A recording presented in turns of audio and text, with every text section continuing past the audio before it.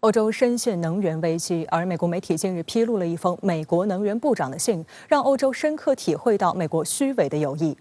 据美国《华尔街日报》报道，美国能源部长格兰霍姆在一封信中要求美国的主要能源炼油公司不要增加燃料出口，这意味着处于能源危机的欧洲根本无法指望美国的支援。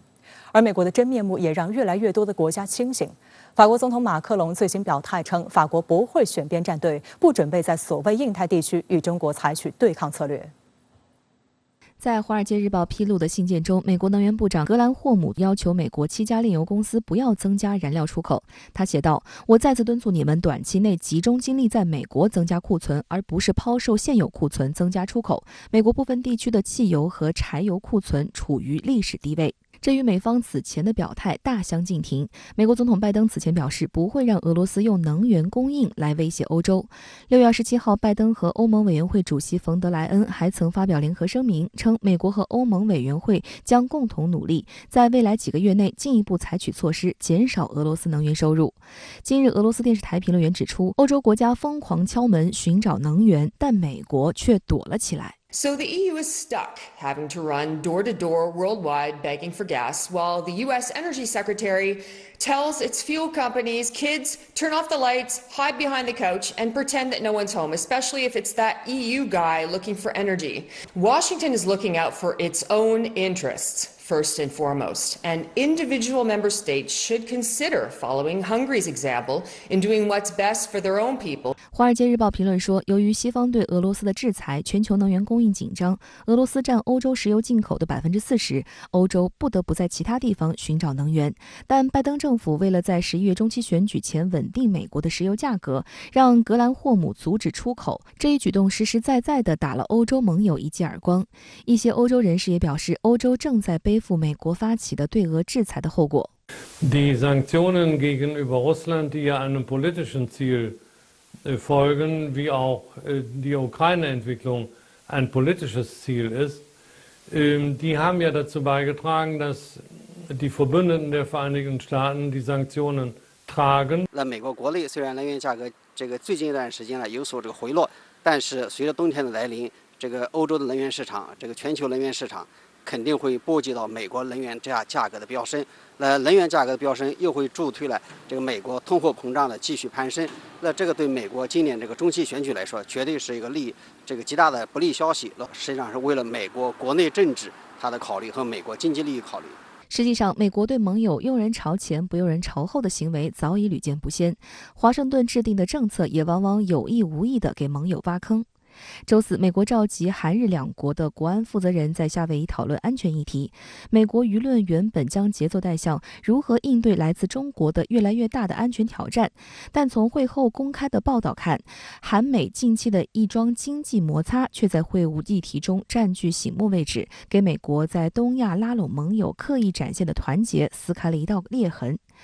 上月中旬，美国签署通胀削减法案，其中一项重要内容是为美国产电动汽车提供高额补贴，韩国产汽车1分钱补贴都没有，这将使得韩企处于极其不利的地位。还没形容美国这种违反自由和公平交易原则的做法为铲球动作。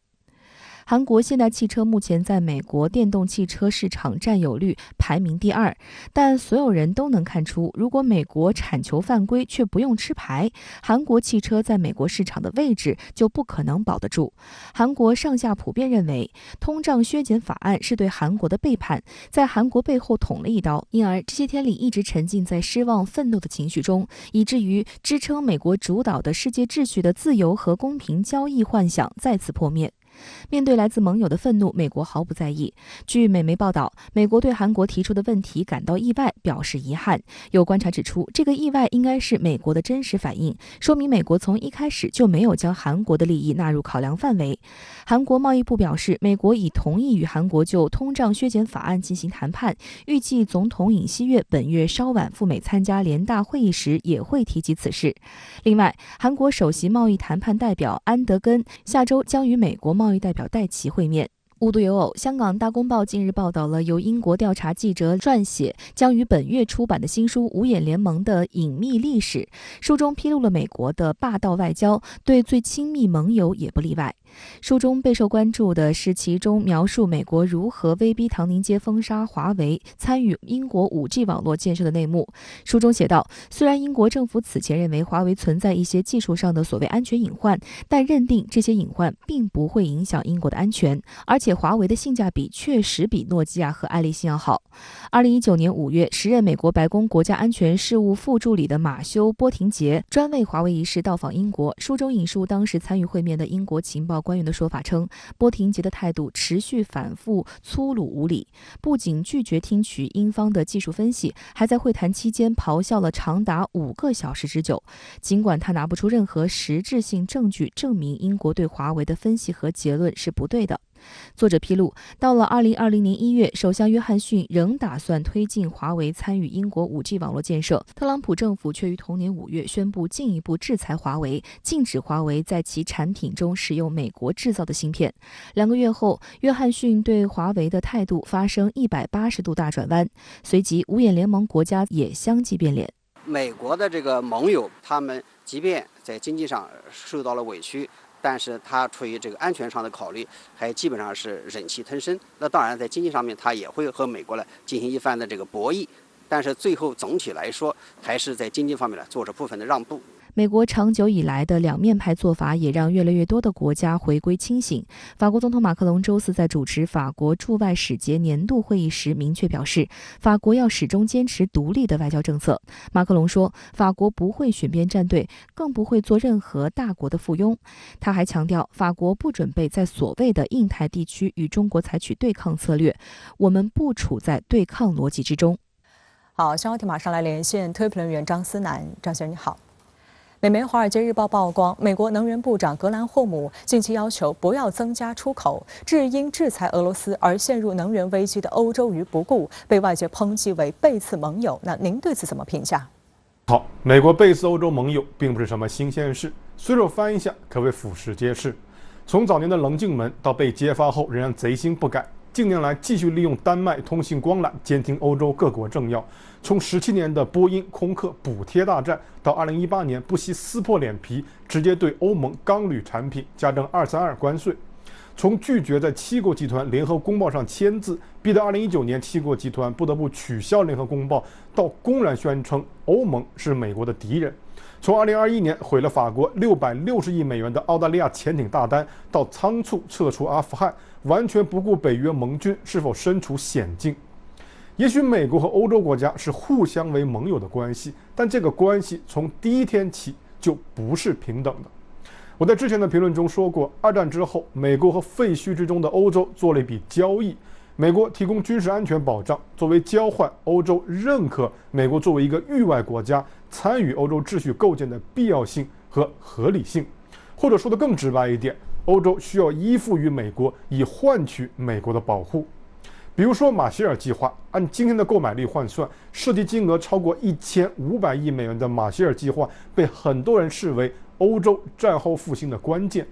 但美国学界普遍认为，该计划与其说是出于某种对于欧洲的善意，不如说是为了抗衡苏联的影响力，以及更重要的一点，将欧洲塑造为美国工业巨大过剩产能的倾销市场。